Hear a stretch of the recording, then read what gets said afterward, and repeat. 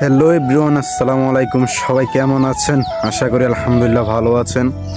তো আজকে একটা নতুন ব্লগ নিয়ে চলে আসলাম। আজকে বর্ডার সাইডে আসলাম কালু ভাইয়ের রবার বাগানে। কালু ভাইয়ের রবার বাগানটা অনেক সুন্দর।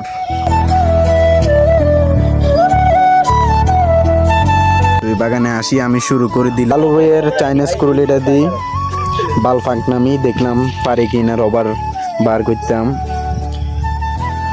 তো বাগানটা অনেক সুন্দর। কালু ভাইয়ের সাথে কখন কথা বললাম, কালু ভাইরে বললাম যে কালু ভাই কাঁঠাল খাইতে আসছিলাম, কাঁঠাল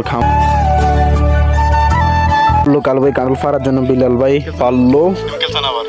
উমা কতন বাদে দেয় সজীব একটা কোন কোনাতন একটা লইছে আর গীতা মাছ চলতে আছে আন্ডার।